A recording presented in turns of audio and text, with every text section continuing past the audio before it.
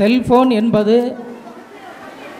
அல்லாஹ்வுடைய புறத்திலிருந்து நமக்கு கிடைத்த மிகப்பெரிய ஒரு நிஅமத். அது ஒரு வரம் என்றுதான் நாம் சொல்ல வேண்டும். அதே போல அது ஒரு இந்த காலத்தில் நாம் வாழ்கின்ற இந்த காலத்தில் அது ஒரு சாபம் என்று கூட ஒரு சொல்லலாம். ஆதலால் இந்த செல்ஃபோன் நமக்கு மத்தியிலே இறைவனுடைய புறத்திலிருந்து வரமாக வந்திருக்கின்றதா சாபமாக வந்திருக்கின்றதா என்பதை பற்றி நமக்கு மத்தியில் மிக தெளிவான முறையில் ஆசியா அவர்கள் வரமே என்ற தலைப்பில் மிக அற்புதமான முறையில் பேசுவார்கள். உங்கள் அனைவருக்கும் அஸ்ஸலாமு அலைக்கும் வரஹ்மத்துல்லாஹி வபரகாத்துஹு. செல்ஃபோன் நம்ம வாழ்க்கையில் முக்கியமான ஒரு பகுதி. செல்ஃபோன் கையில் இல்லாமல் இங்கே யாரையும் பார்க்க முடியாது. இங்கே இருக்க நடுவராக இருக்கட்டும், மற்றவங்களாக இருக்கட்டும், செல்ஃபோன் கையில் இல்லைன்னா பாக்கெட்டில் கண்டிப்பாக இருக்கும். அதனால தான் செல்ஃபோன் வரமாக இருக்குது. அல்லாஹ் வெள்ளிக்கிழமை குறித்து குர்ஆனில் சொல்லுதான், யா அய்யுஹல்லதீன ஆமனு இதா நூதிய லிஸ்ஸலாத்தி மின் யௌமில் ஜும்ஆ ஃபஸௌ இலா திக்ரில்லாஹி வதருல் பை. நம்பிக்கை கொண்டவர்களே, வெள்ளிக்கிழமை ஜும்மா தொழுகைக்காக அழைக்கப்படும் போது அல்லாஹ்வை நினைவு கூர்ந்து வீட்டை விட்டு வெளியேறுங்கள். அல்லாஹ் வெள்ளிக்கிழமை நன்மையை பெற்றுட்டு நீங்கள் உங்கள் பொருளாதாரத்தை தேடிக்கோங்கன்னு சொல்லுதான். இன்னொரு வசனத்தில் அல்லாஹ் சொல்லுதான், ஃபைதா குதியதி சொலாத்தி ஃபன் தஸ்ரு ஃபில் அர்தி வபுதவும் மின் ஃபதிலில்லாஹி ஒதுக்குருல்லா கசிரன் லால்லகும் துஃப்லிகுன். பின்னர் ஜும்மா தொழுகை நிறைவேற்றப்பட்டு விட்டால் பூமியில் பரவி சென்று அல்லாஹ்வின் பேரருளை தேடிக்கொள்ளுங்கள். நீங்கள் வெற்றி அடையும் பொருட்டு அதிகம் அல்லாஹ்வை நினைவு கூறுங்கள். பொருளாதாரத்தை சேமிக்க இன்னும் பெருக்கமடைய செய்ய மொபைல் ஒரு காரணமாக இருக்குது. உலகளாவிய மொபைல் பழக்கம் எவ்வளோ இருக்குன்னு தெரியுமா? GSMA 2023 அறிக்கையில் சொல்லுதாங்க, உலகத்தில் 5.5 பில்லியன் மக்கள் மொபைல் யூஸ் பண்ணுறாங்க. அதில் 4.3 பில்லியன் மக்கள் ஸ்மார்ட் ஃபோன் யூஸ் பண்ணுறாங்க. அந்த 4.3 பில்லியன் மக்களில் நடுவர் அவர்களே, நீங்களும் ஒரு நபர், நானும் ஒரு நபர், இங்கே இருக்க எல்லாரும் அதில் சேருவாங்க. நடுவர் அவர்களே, மொபைல்னால் அதிகமான நபர்களுக்கு வேலை கிடச்சிருக்கு. ஒர்க் ஃப்ரம் ஹோம், வீட்டிலிருந்து வேலை, படிச்சுட்டே வேலை பார்க்குற மாதிரி, வீட்டு வேலையை கவனிச்சுக்கிட்டே வேலை பார்க்குற மாதிரின்னு மொபைல்னால் நம்ம பொருளாதாரத்தை அதிகப்படுத்த முடியுது. இது மட்டுமா, வீட்டில் கொஞ்சம் வேலை அதிகமாகிடுச்சுன்னா போதும், ஸ்விக்கி, சொமேட்டோ போன்ற ஆப்களில் ஆர்டர் போட்டு சாப்பிடுதாங்க. அவங்க கடைகளில் போய் சாப்பிட்டா விலை கம்மி. இதுவே அவங்க நம்ம வீட்டு முன்னாடி கொடுத்தா விலை 2 மடங்கு ஜாஸ்தியாக இருக்குது. இதனால் அவங்களுக்கு எவ்வளோ லாபம் வருது? மொபைல் இருக்க போய் தானே ஆர்டர் போட்டு சாப்பிடுதோம். நடுவர் அவர்களே, இன்ஸ்டாகிராம், ஃபேஸ்புக், வாட்ஸ்அப்பில் கூட வியாபாரம் பார்க்க ஆரம்பிச்சிட்டாங்க. எனது எதிர்த்தரப்பு சகோதரிகள்கிட்ட கேட்க, அவங்க எதையும் ஆர்டர் போட்டு வாங்கினது இல்லையா? கண்டிப்பாக வாங்கியிருப்பாங்க. அப்போ எப்படி அவங்க மொபைல் சாவோன்னு பேச வரல? இது என்ன நியாயம்? நீங்களே சொல்லுங்கள். நடுவர் அவர்களே, முதல்ல தெருக்கல்ல தான் கடை இருக்கும், இப்போ ஃபோன்லேயே இருக்குது. துணி மட்டும் இல்லை, வீட்டு மளிகை பொருட்கள்லேருந்து வீட்டு உபயோக பொருட்கள் வரை எல்லாமே கிடைக்கி. கடைகளில் இல்லாதது கூட ஆன்லைனில் கிடைக்கி. பெரிய பெரிய கடைகளில் தான் ஜிபே, ஃபோன்பே, பேடிஎம்லாம் யூஸ் பண்ணுவாங்க. இப்போ சின்ன சின்ன பெட்டி கடைகளில் கூட ஜிபே, ஃபோன்பே, பேடிஎம்லாம் யூஸ் பண்ணி பணம் வாங்க, பணம் கொடுக்கன்னு வசதியாக வியாபாரம் பார்க்காங்க. நடுவர் அவர்களே, இதனால் மொபைல் நமக்கு கிடைத்த வரம் என்ற தீர்ப்பை வழங்குமாறு கேட்டுக்கொண்டு விடைபெறுகிறேன். அஸ்ஸலாமு அலைக்கும் வரஹ்மத்துல்லாஹி வபரகாத்துஹு. அல்ஹம்துலில்லாஹ். வரமே என்ற தலைப்பில் மிகவும் அற்புதமான முறையில் ஆசியா அவர்கள் பேசினார்கள்.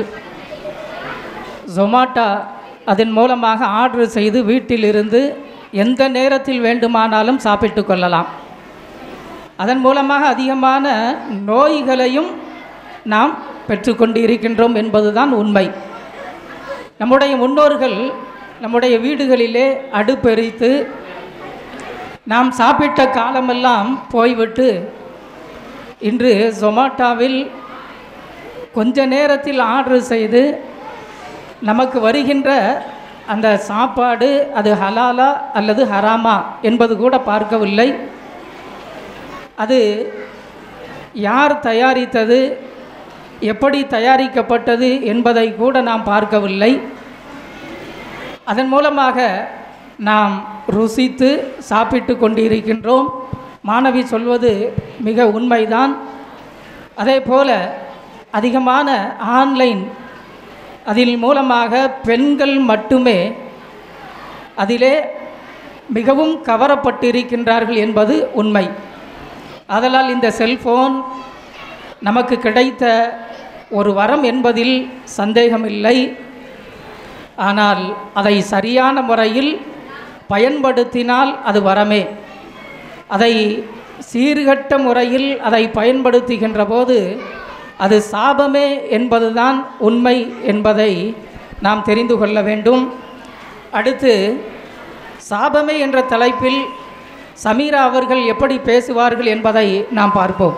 அஸ்ஸலாமு அலைக்கும் வரஹ்மத்துல்லாஹி வபரகாத்துஹு. அல்ஹம்துலில்லாஹி ரப்பில் ஆலமீன். நஹ்மதுஹு நுஸ்ஸல்லி அலா ரசூலில் கரீம்.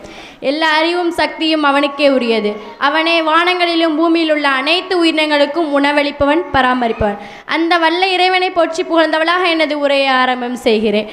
அல்லாஹ்வின் தூதர் ஸல்லல்லாஹு அலைஹி வஸல்லம் அவர்கள் கூறினார்கள், நிஅமத்தானி மக்பூனுன் ஃபீஹிமா கஸீரும் மினன்னாசி அஸ்ஸிஹத்து வல் ஃபரா. மனிதர்கள் 2 அருட்கொடைகளில் ஏமாற்றப்பட்டு இழப்புக்குள்ளாகிறார்கள். ஒன்று ஓய்வு, மற்றொன்று ஆரோக்கியம். பலசாலியான முஃமின் பலவீனமான ஒரு முஃமினை விட சிறந்தவனும் அல்லாஹ்வுக்கு மிக விருப்பமானவன் ஆவான் என்று நபி ஸல்லல்லாஹு அலைஹி வஸல்லம் அவர்கள் கூறினார்கள். நடுவர் அவர்களே, எனக்கு முன்னால் பேசி அமர்ந்திருக்கின்ற எதிரணி சகோதரி செல்போன் வரமென்று பேசினார். இன்றைய தலைமுறை பாதிக்கப்படுவது இந்த செல்போன் தான். குழந்தைகள் முதல் பெரியவர்களே செல்போன் முகம். நீ இன்றி நான் இல்லை என்பது போல் செல்போன் இல்லாமல் என்னால் இருக்க முடியாது என்பதா இன்று நம்மில் பல பேர் நிலை. ஆபத்துக்கள் நிறைந்திருக்கும் செல்போனிலிருந்து வெளியாகும் கதிர்வீச்சு எவ்வளவு அபாயகரமானது. வேர்ல்டு ஹெல்த் ஆர்கனைசேஷன் கீழ் செயல்படும் international agency for research on cancer 2011ஆம் ஆண்டு மொபைல் ஃபோன்களில் அதிக ரேடியேஷன் பயன்படுத்தும் நபர்களுக்கு கிளையோமா என்னும் கட்டியுறுவதற்கான அபாயம் உள்ளது என்று கூறியுள்ளார்கள். அதே மாதிரி நடுவர் அவர்களே, கண் பிரச்சனை கூட வழி இருக்கு. முன்பெல்லாம் தாய்மார்கள் குழந்தைகளுக்கு நிலவை காட்டி சாப்பாடு கொடுப்பாங்க. இப்போதெல்லாம் மொபைல் ஃபோனை கையில் கொடுத்து வீடியோ பார்த்து கொண்டு சாப்பிட்டு கொண்டு இருக்காங்க. குழந்தைகள் அழுதாலும் குழந்தைகிட்ட மொபைல் ஃபோனை கொடுத்துறாங்க. மொபைல் ஃபோன் வாங்கினதும் அது அழுகை நிப்பாட்டியது.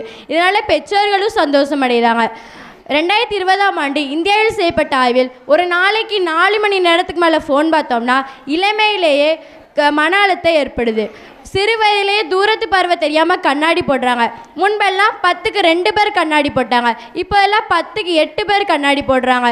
அப்போ எப்படி வரமாக இருக்கும்? நடுவர் அவர்களே, இது நம்மளுடைய உடல் ஆரோக்கியத்திற்கு கேடு விளைவிக்குது. அதிக நேரம் மொபைல் ஃபோன் பயன்படுத்தினால தூக்கமின்மை ஏற்படுது.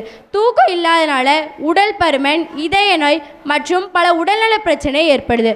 2017ஆம் ஆண்டு ஜமா பீடியாட்ரிக்ஸ் ராயின்படி ஒரு நபர் மொபைல் ஃபோன் நெருக்கத்தில் இருந்தால் குழந்தைகள் மற்றும் இளம் வயதினருக்கு தூக்க நேரம் தடுக்கப்படுது. 2020ஆம் ஆண்டு புரூக்கிங் இன்ஸ்டிடியூஷன் ஆயின்படி ஒரு நாளைக்கு 3 மணி நேரத்துக்கு மேலே ஃபோன் பார்த்தோம்னா மனசோர்வு ஏற்படுது. இளமையிலேயே மன அழுத்தம், மனசோர்வு மற்றும் மனநிலை கூட பாதிக்கப்படுது. நொமோஃபோபியா என்னும் புதிய மனநிலை அதிகமாக காணப்படுது. அப்போ எப்படி வரமாக இருக்கும்? மொபைல் ஃபோன் பயன்படுத்துறதுனால கழுத்து வலி ஏற்படுது.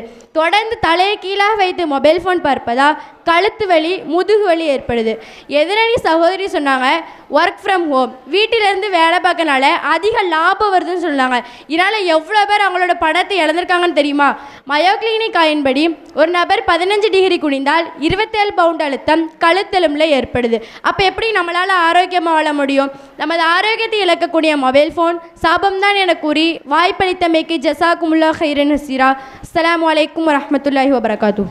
உண்மைதான் சமீரா, அவர்கள் பேசியதில் மிக அற்புதமான கருத்துக்கள் எல்லாம் இருக்கின்றது என்பதை நாம் தெரிந்து கொள்ள வேண்டும்.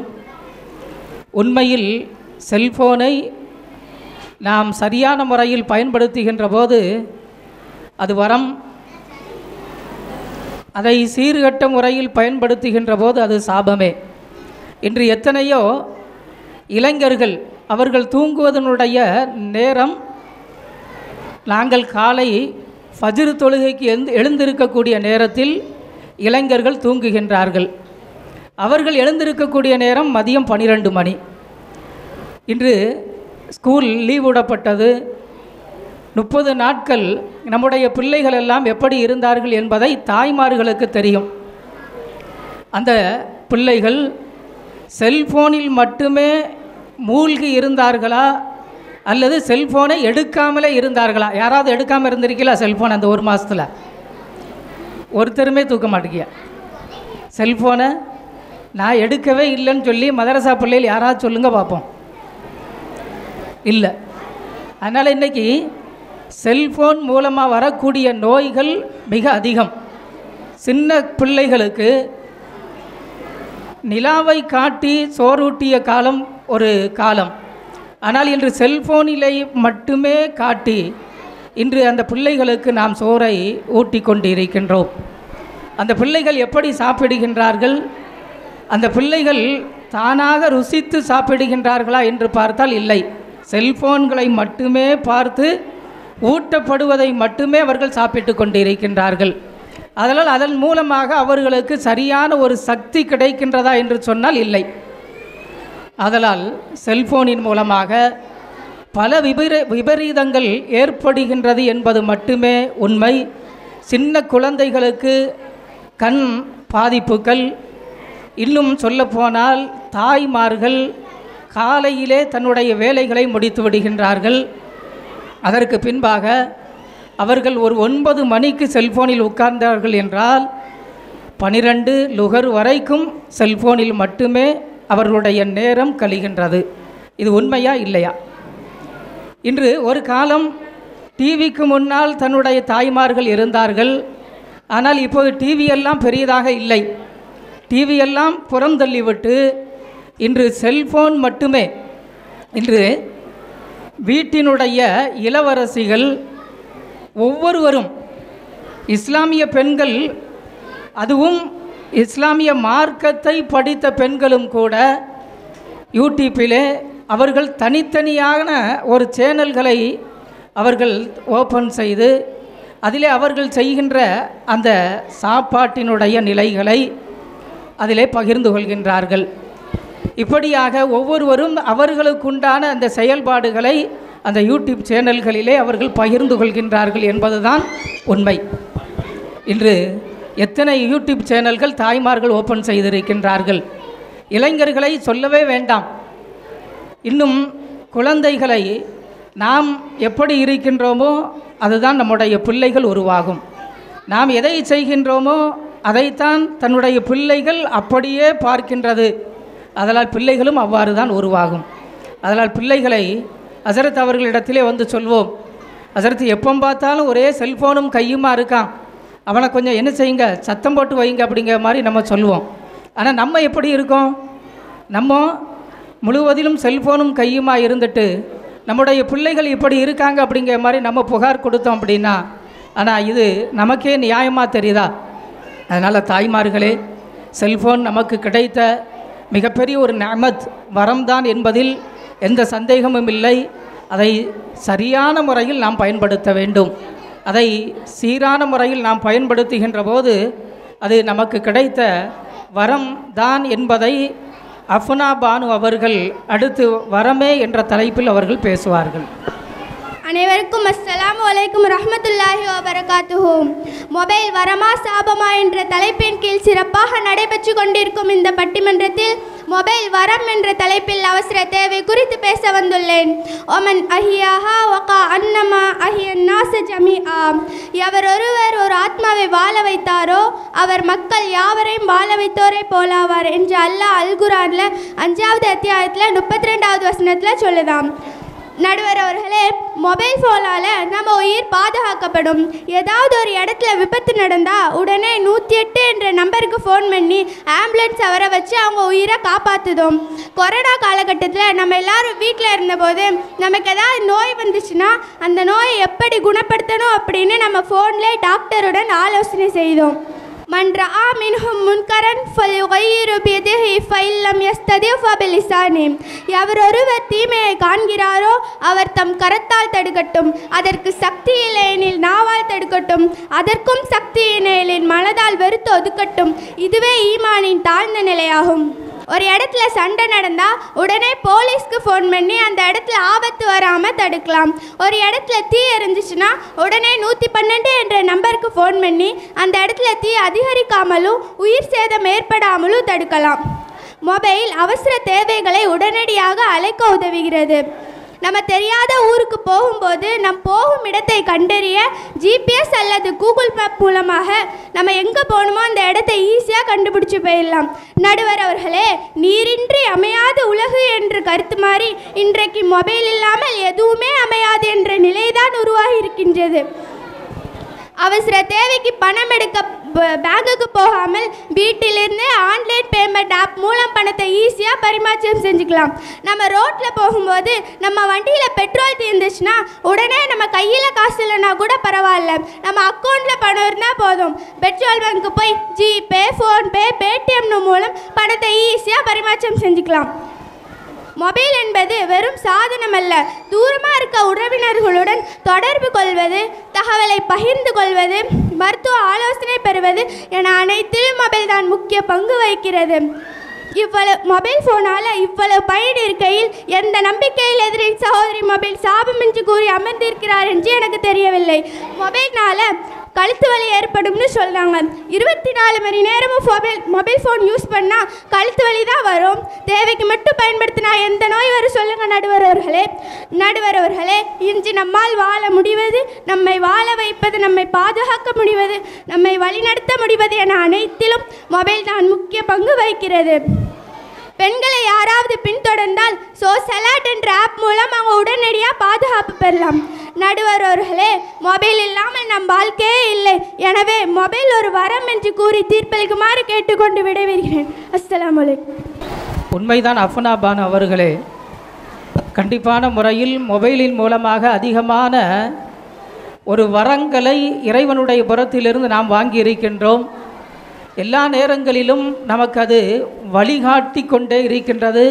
அதை நாம் தேடுகின்ற முறையில், அதை நாம் கூகுளில் எதை எப்படி தேடுகின்றோமோ அதன்படி நமக்கு அது வழிகாட்டுகின்றது. நாம் அதை தவறான முறையில் வழி தேடுகின்ற போது அதை நம்மை நரகத்திற்கு அழைத்து செல்கின்றது என்பதை நாம் புரிந்து கொள்ள வேண்டும். ஆதலால் ஒரு கடினமான ஒரு சூழ்நிலை அந்த நேரத்தில் மொபைலின் மூலமாக நாம் அதை சமாளிக்கின்றோம்.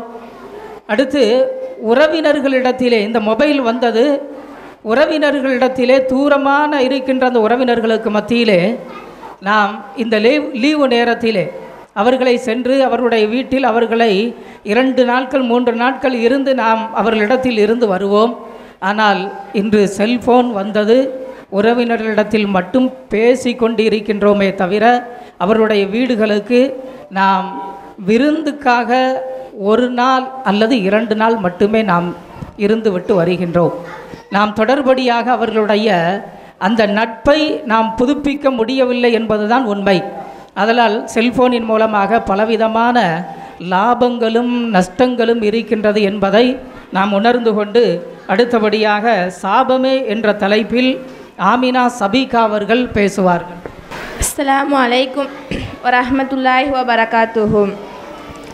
அல்ஹம்துலில்லாஹி வஹ்தஹு வஸ்ஸலாத்து வஸ்ஸலாமு அலா மன் லா நபிய பஅதஹு. புகழ் அனைத்தும் அல்லாஹ் ஒருவனுக்கே, அவன் தனித்தவன்.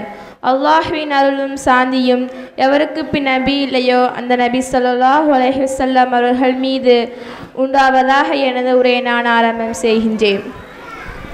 நடுவர் அவர்களே, நான் பேசப்போவது மொபைல் ஃபோன் நாம் குடும்ப உறவுகளை மோசமாக பாதிக்கின்றது என்ற உண்மையை பற்றித்தான். நேரத்தின் அருமையை கருதி சில பாயிண்டுகளை நான் இங்கே சொல்வதற்கு ஆசைப்படுகின்றேன். ஆரம்பமாக குடும்ப உறவுகளின் உணர்வுபூர்வமான பிணைப்புகள் குறைந்து வருகின்றது. நடுவர் அவர்களே, ஒரே வீட்டில் தந்தை, தாய், பிள்ளைகள் இருப்பது உண்மைதான். ஆனால் அவர்கள் ஒவ்வொருவரும் ஒவ்வொரு உலகத்தில் வாழ்கின்றார்கள். அதுதான் மொபைல் ஃபோன். அவர்களுக்கு பேசுவதற்கும் நேரமில்லை, விடிகள் தூக்கி பார்ப்பதற்கும் நேரமில்லை. சமூக ஊடகங்களில் லைக் செய்வதில் நாம் நேரம் செலவிடுகின்றோம். ஆனால் நம் அம்மாவிடம் பேசுவதற்கு நேரமில்லாமல் போய்விடுகின்றது. நடுவர் அவர்களே, இப்போதெல்லாம் நமக்கு நம் வீட்டை விட நமக்கு இன்ஸ்டாகிராம் வீடு தான் மிகவும் பிடித்ததாயிற்று. குழந்தைகளின் வளர்ச்சியில் பாதிப்பை ஏற்படுத்துகின்றது. குழந்தைகள் வளர்ச்சி பாதிப்பை ஏற்படுத்துகின்றது. குழந்தைகளுக்காக நேரம் ஒதுக்காமல் மொபைல் ஃபோனில் மூழ்கிறார்கள் பெற்றோர்மார்கள். குழந்தைகளும் இதையே பின்பற்றுகிறார்கள். இதனால் அவர்களுடைய எண்ணங்களும் பழக்க வழக்கங்களும் ஒழுக்கங்களும் பாதிப்படைகின்றது. உறவுகளிடம் நம்பிக்கை குறைவு ஏற்படுகின்றது. மொபைல் ஃபோன் வாயிலாக பல சந்தேகங்கள் ஏற்படுகின்றது. அதாவது யாரிடம் பேசுகின்றாய், என்ன பேசுகிறாய் என்றெல்லாம் பல சந்தேகங்கள் ஏற்படுகின்றது. நடுவர் அவர்களே, இதனால் கணவன் மனைவி உறவு முடிவதற்கு கூட இந்த மொபைல் ஃபோன் தான் காரணமாக இருக்கிறது. அப்படி இருக்கும்போது எப்படி இந்த மொபைல் ஃபோன் வரமாக இருக்கும் நடுவர் அவர்களே? ஒருங்கிணைப்பில்லாமல் குடும்பங்கள் சிதறிக்கொண்டிருக்கின்ற ஒரு காலத்தில் குடும்பங்கள் ஒன்று சேர்ந்து பேசும் நேரம் இருந்தது. இப்போதெல்லாம் அப்படி இல்லை. அவர்களுக்கு போனை பார்க்கத்தான் நேரம் இருக்கின்றது. குடும்பங்களிடம் சேர்ந்து பேசவோ அவர்களுக்கு நேரம் இல்லை. நடுவர் அவர்களே, இது போன்ற எண்ணற்ற விஷயங்களுக்கு இந்த மொபைல் ஃபோன் தான் காரணமாக இருக்கின்றது என்பதை நாம் வாழ்வில் கண்கூடாக பார்த்து வருகின்றோம். நடுவர் அவர்களே, மொபைல் ஃபோன் ஒரு சாதனம். அதை தவறாக பயன்படுத்தும் பழக்க வழக்கம் இன்று நாம் குடும்ப உறவுகளையே பாதித்து கொண்டிருக்கின்றது. நடுவர் அவர்களே, உறவுகளை துண்டிக்கக்கூடிய இந்த மொபைல் ஃபோன் சாபம்தான் என்ற தீர்ப்பை வழங்குமாறு கேட்டுக்கொண்டு எனது உரையை முடித்துக் கொள்கின்றேன். வாஹிர் தவானா அல்ஹம்துலில்லாஹி ரப்பில் ஆலமீன். அஸ்ஸலாமு அலைக்கும் வரஹ்மத்துல்லாஹி வபரகாத்துஹு. ஆமினா சபிகா நல்ல முறையில் நமக்கு மத்தியிலே சாபம் என்ற தலைப்பிலே பேசினார்கள். உண்மையில் நம்முடைய பிள்ளைகளிடத்திலே மதரசாவில் ஓதக்கூடிய உஸ்தாதுமார்களோ எங்களைப் போல உள்ள ஆட்கள், நாங்கள் உன்னுடைய தந்தை என்ன செய்கின்றார் என்பதாக கேட்கின்ற போது பிள்ளைகளுக்கு தெரியவில்லை. என்ன வேலை செய்கின்றார் தெரியலை, எங்கே இருக்கார் தெரியலை. இதுதான் பிள்ளைகளுடைய நிலைமைகளாக இருக்கின்றது. அதே போல் தாய் தந்தை கூட உன்னுடைய பிள்ளை எத்தனை வகுப்பு படிக்காங்க அப்படின்னு சொல்லி தந்தைகிட்ட போய் கேட்கும்போது தெரியலை அப்படின்னு சொல்லி வீட்டம்மாவுக்கு ஃபோன் அடிக்கார். நம்முடைய பிள்ளை எத்தனை படிக்காங்கன்னு சொல்லி வீட்டம்மாவுக்கு ஃபோன் அடிக்கக்கூடிய ஒரு நிலை. அந்த அளவுக்கு இன்றைக்கி குடும்ப உறவுகளை மிக மோசமான முறையில் சீரழிக்கக்கூடிய ஒரு வஸ்து அப்படின்னு சொல்லி பார்த்தா இது செல்ஃபோன் அப்படிங்கிறதுல எந்த சந்தேகம் இல்லை. இன்றைக்கி வீட்டில் தாய் தந்தையர்கள் பிள்ளைகள்கிட்ட அதிகமான முறையில் பேசுதாங்களா அப்படின்னு சொல்லி பார்த்தா இல்லை. என்ன படிச்சுட்டு வந்த அப்படின்னு சொல்லி பிள்ளைகள்கிட்ட நம்ம கேட்க போகிறதும் இல்லை. மதரசாவுக்கு போகிறாங்களே, என்ன ஓதிட்டு வர, இன்றைக்கி உனக்கு அசர்த்து என்ன சொல்லி தந்தாங்க அப்படிங்கிறத நம்ம கேட்க போகிறதும் இல்லை. அதனால் இன்றைக்கி எங்களை போல் உள்ள உஸ்தாதுமார்களுக்கு ரொம்ப சந்தோஷம். என் வீட்டில் தான் எதுவும் கேட்க போகிறது இல்லையே அப்படிங்கிற மாதிரி நாங்களும் என்ன செஞ்சுருவோம் அப்படிவோம், கொஞ்சம் அசால்ட்டான முறையில் என்ன செஞ்சுருவோம் ஆயிரும். அதனால் நீங்கள் என்ன செய்யணும் அப்படின்னா, மதரசாவுக்கு பிள்ளைகள் அனுப்பி வைக்கும் அப்படின்னா எதுக்கு அனுப்பி வைக்கும், அந்த பிள்ளைகள் என்ன ஓதிட்டு வராங்க, என்ன தெரிஞ்சிருக்காங்க அப்படிங்கிறத கண்டிப்பான முறையில் நீங்கள் என்ன செய்யணும் அப்படின்னா கேட்கணும். ஸ்கூலில் நம்முடைய பிள்ளைகள் யார்கிட்ட பழகுது, எப்படி பழகிட்டு இருக்கு, யார்கிட்ட பேசுது, என்ன அப்படிங்கக்கூடிய ஒரு கண்காணிப்பு நம்மள்கிட்ட கண்டிப்பான முறையில் இருக்க வேண்டும் என்பது இந்த காலத்தினுடைய ஒரு கட்டாயம். அதனால் இன்றைக்கி நம்முடைய தந்தைமார்களுக்கு கூட நம்முடைய பிள்ளைகள் என்ன படிச்சுக்கிட்டு இருக்காங்க அப்படிங்கிறது கூட தெரியலை. அதனால் பிள்ளைகள்கிட்ட அதிகமான முறையில் உட்கார்ந்து இன்றைக்கி நம்ம பேசணும். நம்ம பிள்ளைகளுக்கு அதிகமான முறையில் நம்ம நசீகத்து பண்ணும்போது, உபதேசம் பண்ணும்போது தான் நம்ம பிள்ளைகள் நம்ம பிள்ளைகளாக இருப்பாங்க. நம்ம பிள்ளைகள்கிட்ட அதிகமான முறையில் உபதேசம் பண்ணலை அப்படின்னா பிள்ளைகள் நம்மள்கிட்ட இருந்து அப்படியே என்ன செஞ்சுருவாங்க அப்படின்னா விலகி போயிடுவாங்க. அதனால் இன்றைக்கி எல்லா பிள்ளைகளும் தாய் தந்தைகள்கிட்ட பேசுறது இல்லை. அந்த செல்ஃபோன் ஒரே குனிஞ்சிக்கிட்டே இருக்காங்க, என்ன பண்ணுதாங்கன்னே தெரியல. இல்லைனா சில நேரத்தில் என்ன செய்தாங்க அப்படின்னா பிள்ளைகள் அவர்களுடைய வீட்டினுடைய அறையினுடைய கதவை பூட்டி கொண்டு உள்ளே போய் உட்காந்து பேசுதாங்க, செல்ஃபோனை பார்க்காங்க, என்ன பண்ணுதாங்க அப்படிங்கிறது நமக்கு தெரியாது. அதனால் கண்டிப்பான முறையில் பிள்ளைகளை நமக்கு கிடைத்த மிகப்பெரிய ஒரு வரப்பிரசாதம், அவர்களை பற்றி உண்டான ஒரு கேள்வி நாளை மறுமையில் நமக்கு இருக்குது. அதனால் தாயும் தந்தையர்களும் புரிந்து அந்த பிள்ளைகளுக்கு சரியான ஒரு ஒழுக்கத்தை, ஒரு நல்ல ஒரு கலாச்சாரத்தை கற்றுக் கொடுப்பது நம்முடைய கடமை என்பதை உணர்ந்து இந்த செல்ஃபோன் என்பது வரம்தான் என்ற தலைப்பிலே ஹசினா பேகம் அவர்கள் நமக்கு மத்தியிலே பேச வருகின்றார்கள். எப்படி பேசுகிறாங்கன்னு சொல்லி பார்ப்போம். அஸ்ஸலாமு அலைக்கும் வரஹ்மத்துல்லாஹி வபரகாத்துஹு. அன்பார்ந்த நடுவர் அவர்களே, என் மதிப்பிற்குரிய ஆசிரியர் அவர்களே, பெற்றோர்களே மற்றும் எனது நண்பர்களே, இன்றைய பட்டிமன்ற தலைப்பு மொபைல் வரமா சமமா என்ற தலைப்பில் வரம் கல்வியில் ஏற்பட்ட புரட்சி என்பதை நான் பேச வந்துள்ளேன். எதிரணி சகோதரி சொன்னாங்க, குடும்ப உறவுகள் மொபைல் முன்னால் முறிந்து போகுதுன்னு சொன்னாங்க. ஆனால் தூரத்தில் இருக்க சொந்தங்களிடம் மொபைல் மூலமாக தானே பேசுகின்றோம். அல்லாஹ் கூறுகின்றான், இக்ரா நபியே நீர் ஓதுவீராக என அல்லாஹ் கல்வியை முதலில் கூறுகிறான். இதிலே நமக்கு தெரியுது கல்வியின் முக்கியத்துவம் எவ்வாறு இருக்கிறது என்று. ஸ்கூலுக்கு போகாமலே யாருடைய உதவியுமே இல்லாமல் மொபைல் மூலம் கல்வியை கற்று அறிவை வளர்த்து கொள்ளலாம். நடுவர் அவர்களே, கொடுமையான கோச்சிங் சென்டர்களில் 50-60 ரூபாய் செலவழிக்க வேண்டியிருந்த நிலையில் நமக்கு மொபைல் மூலம் கல்வி சம்மந்தமாக ஏதாச்சும் மேக்ஸம் ஏதாச்சும் புரியலைன்னா யூடியூப்பில் பார்த்து புரிந்தவரையும் தெரிந்து கொள்ளலாம். இது மட்டுமா, கொரோனாவால் உலகமே முடங்கிய போது, பள்ளிகளும் கல்லூரிகளும் மூடிய போது கல்வி தொடர்வதற்கான ஒரே வழி மொபைல் தானே. அப்போ எப்படி மொபைல் சாபமாகும்? ஆன்லைன் கிளாஸ்னால ஒரு வருஷம் வீணாக்காமல் பயன்படுத்தினோம். நடுவர் அவர்களே, மொபைல் இல்லைன்னா இது எப்படி சாத்தியமாகுமா? யுனெஸ்கோ அறிக்கையின்படி இந்தியாவில் 2023 60% மாணவர்கள் தங்களது கல்விக்கு மொபைலை பயன்படுத்துகிறார்கள். சரி, அதெல்லாம் விடுங்க. நான் மேடையில் ஒரு தலைப்பில் பேச போகிறேன் என்றால் பல புத்தகங்களை திருப்பி பார்க்க வேண்டிய அவசியம் இல்லை. கூகுளில் போய் அதிட்ட கேட்டால் போடும், எந்த புத்தகத்தில் இருக்கு, எந்த பக்கத்தில் இருக்கிறது என்பது வரை துல்லியமாக தந்துவிடும். நடுவர் அவர்களே, நான் எதிரணி சகோதரியிடம் கேட்கின்றேன், இந்த டாபிக்லாம் எதை பார்த்து எடுத்திருப்பாங்க? மொபைலில் பார்த்தா எடுத்திருப்பாங்க. அப்போ எப்படி சாபம் பேச வரலாம்? நடுவர் அவர்களே, மொபைல் ஒரு விளையாட்டு சாதனமாக மட்டுமல்ல, இன்றைய மாணவர்களின் அறிவின் சாவிகளாகவும் மாறி உள்ளது. ஒரு ஸ்மார்ட் போன், ஒரு புத்தக கண்ணாடி, ஒரு ஆசிரியர், ஒரு நூலம் என பல உருவம் எடுத்து ஒரு கருவிகளாக நம்மிடம் இருக்கின்றது. நடுவர் அவர்களே, இத்தனை நன்மைகளை தந்த மொபைல் வரம்தான் என தீர்ப்பளிக்குமாறு கேட்டுக்கொண்டு விடைபெறுகிறேன். அஸ்ஸலாமு அலைக்கும் வரஹ்மத்துல்லாஹி வபரகாத்துஹு. உண்மைதான் ஹசீனா. ஆனால் நாம் மொபைலின் மூலமாக நாம் தேடுகின்ற அந்த விளக்கம் என்ன என்பதை நாம் கண்டிப்பான முறையில் தெரிய வேண்டும். மொபைலில் நம்ம என்ன ஹதீஸையாக தேடுதோம்? மொபைலில் என்ன நம்ம திருக்குரானுடைய வார்த்தைகளை நம்ம தேடுதோமா? இஸ்லாம் சம்மந்தப்பட்ட செயல்பாடுகளை நம்ம தேடுதோமா? வேணும் அப்படிங்கக்கூடிய நேரத்தில் மட்டும் தேடுவோம். மற்ற நேரத்தில் அந்த மொபைல் நம்மளை வேறு வழிகளில் தான் கொண்டு போய் செல்லுது. அதனால் கண்டிப்பான முறையில் மொபைல் என்பது நமக்கு கிடைத்த நிஅமத் வரம் என்பது உண்மைதான். அதை நாம் சரியான முறையில் நம்ம கண்டிப்பான முறையில் என்ன செய்யணும் அப்படின்னா பயன்படுத்துகின்ற போது அது வரம், அது நிஅமத். அதனால் நம்ம செல்ஃபோன் என்பது ஒரு இமாம் நம்மளோடு இருந்துக்கிட்டே இருக்காங்க. செல்ஃபோன் என்பது ஒரு வழிகாட்டி.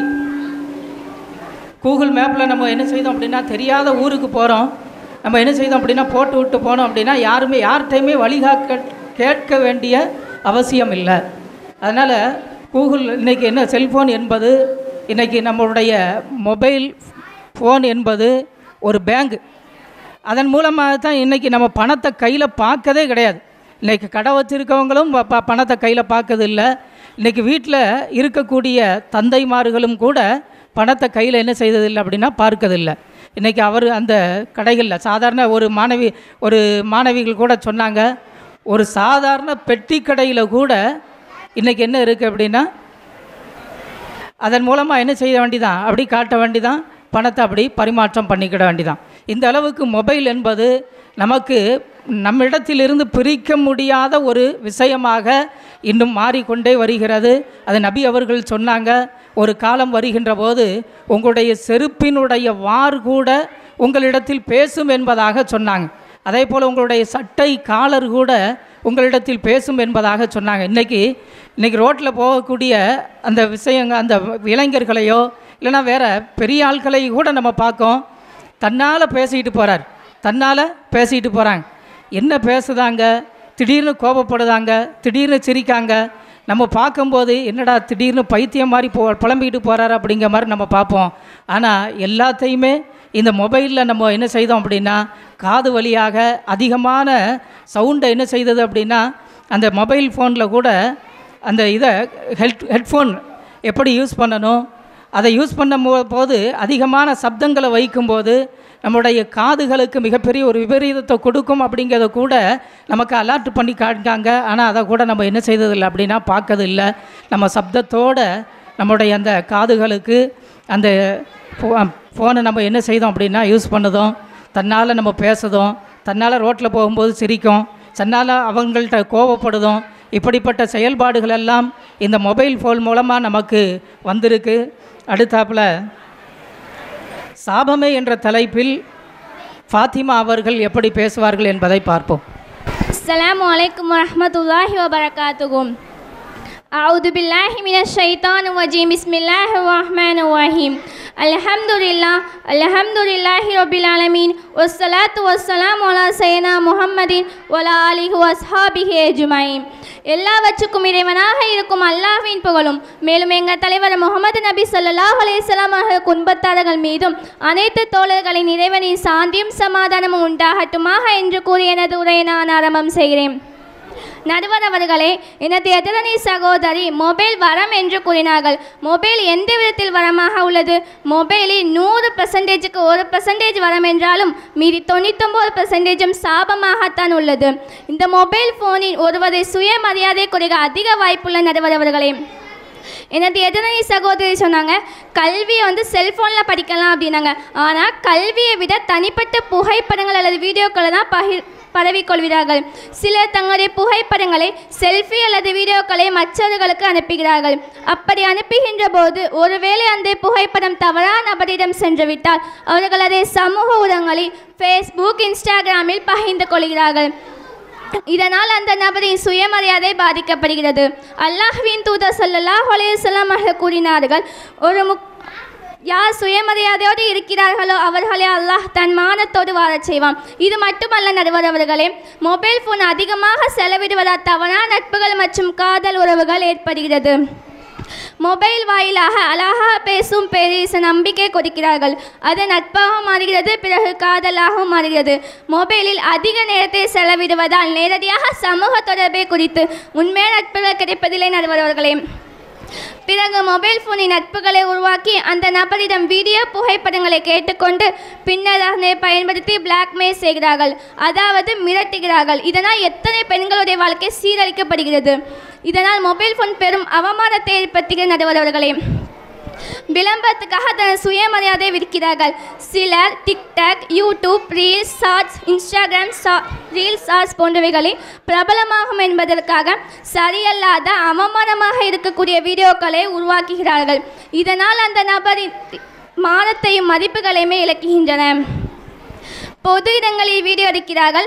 அவைகளின் சில யூடியூப், இன்ஸ்டாகிராமில் ட்ரெண்டிங் ஆகும் என்பதற்காக மற்ற நபர்களை வீடியோவில் இழிவுபடுத்தி போடுகிறார்கள். இதனால் அந்த நபரின் சுயமரியாதை மற்றும் கண்ணியத்தை இழக்கின்றன. நபி ஸல்லல்லாஹு அலைஹி வஸல்லம் அவர்கள் கூறினார்கள், ஒரு முக்மீனுடைய கண்ணியம் காபத்துல்லாஹ் விட சிறந்தது என்று கூறினார்கள். இது மட்டுமல்ல நடுவர் அவர்களே, எனது எதிரணி சகோதரி சொன்னாங்க, இப்போ ரோட்டில் ஒரு விபத்து ஏற்பட்டுச்சுன்னா உடனே 108 என்ற ஆம்புலன்ஸ் கால் பண்ணி அங்கே உயிரை காப்பாற்றிடலாம் அப்படின்னு சொன்னாங்க. ஆனால் நிறைய விபத்து வருதுன்னு இந்த மொபைல் மூலமாகத்தானே. அப்போ அப்படியே அங்கே வரோன்னு சொல்ல வரலாம். ரோட்டில் இப்போ ஒரு விபத்து ஏற்பட்டுச்சுன்னா உடனே ஆம்புலன்ஸ் கால் பண்ணாங்க, நான் இல்லைன்னு சொல்ல. ஆனால் எத்தனை பேர் ஆம்புலன்ஸ் கால் பண்ணுவாங்க? ஒரு சில பேர் தான் பண்ணுவாங்க. பாக்கி சுற்றி நிற்கிற எத்தனை ஃபோன் வீடியோ எடுக்கிறதுக்காக தூக்கி நிற்க தெரியுமா?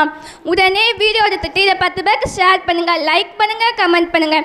இதைத்தான் சொல்கிறோமே தவிர அந்த நேரத்தில் ஃபோனை தூக்குறப்பதில் அடிப்பட்டு தூக்கி இருந்தால் கூட காப்பாற்றிருக்கலாம். இதனால் நடுவர் அவர்களே, மொபைல் ஃபோன் சாபமாகத்தான் உள்ளது என்று கூறி எனது உரையை முடித்துக் கொள்கிறேன். வாஹிதவான் அல்ஹம்துலில்லாஹி ரப்பில் ஆலமீன். அஸ்ஸலாமு அலைக்கும் வரஹ்மத்துல்லாஹி வபரகாத்துஹு. உண்மைதான், மொபைல் ஃபோன் மூலமாக ரோட்டில் நம்ம நடந்துக்கிட்டு இருக்கும்போது அதிகமான முறையில் ஆக்சிடெண்ட் நடக்கு அப்படிங்கிறது உண்மைதான். அதே போல் அவர்கள் அந்த ஆக்சிடெண்ட்டில் இருக்கும்போது மொபைல் ஃபோன் மூலமாக தொடர்பு கொண்டு 108 வர வைக்கிறதும் உண்மைதான். அதனால் மொபைல் ஃபோன் என்பது அது ஒரு வரமும் கூட ஒரு சாபமும் கூட என்பதை நாம் விளங்கி கொள்ள வேண்டும். இந்த சகோதரி அருமையான முறையில் சொன்னார்கள், நாம் அந்த மொபைலின் மூலமாக சுற்றுலாத்தலங்களிலே நம்மை பிறருக்கு மத்தியிலே காட்ட வேண்டும் என்பதற்காக ஒரு செல்ஃபி என்று சொல்லக்கூடிய மிக மோசமான ஒரு நோய், அதை நாம் எடுக்கின்றோம். எப்படி எடுக்கின்றோம்? வழுக்கல் உள்ள அந்த பாறையில் நின்று அந்த இளைஞன் அந்த செல்ஃபி எடுக்கின்ற போது தன்னை அறியாமலேயே அவன் அந்த வழுக்கல் உள்ள பாறையில் வழுகி தன்னுடைய உயிரை மாய்த்து கொள்கின்றான். நேற்று கூட அந்த செல்ஃபோனில் ஒரு சின்ன ஒரு இது பார்த்தேன். சிங்கத்துக்கு முன்னால் நின்று செல்ஃபி எடுக்கானான். சிங்கத்துக்கு முன்னால் நின்று செல்ஃபி எடுக்கின்ற போது இவன் அந்த சிங்கத்தை கூட பார்க்காம அந்த செல்ஃபி எடுக்கிறதுலே ஒரு அக்கறை கொண்டுகிட்டு இருக்கும்போது அந்த சிங்கம் என்ன செய்யுது அப்படின்னா அவனை மொத்தமாக கடிச்சு கொன்றுது. அந்த அளவிற்கு தான் நம்முடைய செல்ஃபோனினுடைய மோகம். இந்த மோசமான ஒரு உலகத்தை நாமெல்லாம் பார்த்து கொண்டு இருக்கின்றோம். செல்ஃபோனினுடைய மோகம் என்பது எல்லா இளைஞர்களும் மட்டுமல்ல, பெண்கள், இளைஞர்கள், மேலும் இன்றைக்கி வரக்கூடிய சிறு குழந்தைகள் முதற்கொண்டு அந்த செல்ஃபோனுனால் அதிகமான முறையில் பாதிப்படைதாங்க என்பது மட்டும்தான் உண்மை. இறைவன் திருக்குரானில் சொல்லி காட்டுகின்றான், வைலுல்லி குல்லி ஹுமசத்தின் லுமசா. புறம் சொல்லி கோல் சொல்லக்கூடிய ஒவ்வொருவருக்கும் கேடு இருக்கின்றது, நரகம் இருக்கின்றது என்பதாக இறைவன் திருக்குரானில் சொல்லி காட்டுதான். இன்றைக்கி நம்ம மொபைல் ஃபோன் மூலமாக ஒரு மனிதனுடைய மானத்தை எந்த அளவுக்கு நம்ம பகிரங்கப்படுத்துதோம், அந்த அளவுக்கு எந்த அளவுக்கு நம்ம அவனை இழிவுபடுத்துதோம் அப்படிங்கிறது இன்றைக்கி மொபைல் ஃபோன் மூலமாக கமாண்ட் அப்படின்னு சொல்லக்கூடிய ஒரு மோசமான ஒரு நோய் நம்ம இடத்துல இருக்குது. இன்றைக்கி நேரடியாக கூட அந்த மனிதனை பார்த்து பேசாமல் இன்றைக்கி அந்த மனிதர்களை அந்த வெறுப்பை எந்த அளவுக்கு கக்குதோம் அப்படின்னா, வெறுப்பை எந்த அளவுக்கு அந்த மொபைல் ஃபோன் மூலமாக கக்குதோம் அப்படின்னா அந்த அளவிற்கு அந்த வெறுப்புகளை கக்கி அவர்களுடைய மானத்துக்கும் அவருடைய மரியாதைக்கும் ஒரு மிகப்பெரிய ஒரு இழிவை பெற்றுத்தரக்கூடிய ஒரு சூழ்நிலையை இன்றைக்கி நம்ம எல்லாரும் என்ன செஞ்சிட்ருக்கோம் அப்படின்னா பார்த்துக்கிட்டு இருக்கோம். நபி அவர்கள் சொன்னாங்க, இந்த காபா என்பது எந்த அளவிற்கு உயர்தரமானது, இந்த காபாவை எந்த அளவுக்கு நீங்கள் நேசிக்கிங்க அப்படிங்கிறத நபி அவர்கள் மனிதர்கள்ட்ட கேட்கும்போது, சஹாபாக்கள்கிட்ட கேட்கும்போது, ஆமாம் யா ரசூலுல்லாஹ், இந்த காபாவை நாங்கள் என்ன செய்தோம் அப்படின்னா அதிகமான முறையில் நாங்கள் நேசிக்கின்றோம் அப்படின்னு சொன்னாங்க சஹாபாக்கள்.